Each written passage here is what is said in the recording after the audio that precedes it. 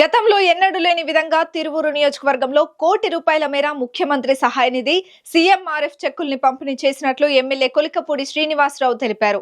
తాను ఎమ్మెల్యే అయ్యాక 3 విడతల్లో వీటిని పంపిణీ చేసినట్లు వెల్లడించారు. గతంలో మాజీ సీఎం జగన్ సీఎంఆర్ఎఫ్ కింద పేదలకు ఎటువంటి సహాయం చేయలేదని ఎమ్మెల్యే ఆరోపించారు.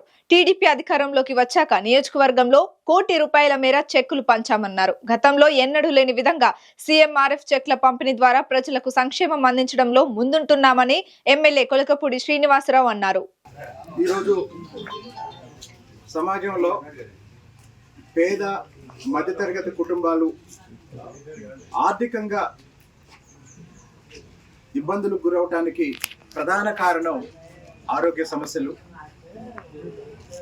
గత 5 సంవత్సరాలు ముఖ్యమంత్రిగా ఉన్న జగన్మోహన్ రెడ్డి గారు ముఖ్యమంత్రి సహాయ నిధి నుంచి పేదల ఆరోగ్యం కోసం ఎలాంటి సహాయం చేయలేదు. పేదల్ని గాలి వదిలేశారు. కానీ గత 6 నెలలుగా చంద్రబాబు నాయుడు గారు ముఖ్యమంత్రిగా కూటమి ప్రభుత్వం లక్షలాది మంది పేద మధ్యతరగతి వ్యక్తులకు కోట్లాది రూపాయలు ముఖ్యమంత్రి సహాయ నిధి నుంచి అందించడం జరుగుతుంది.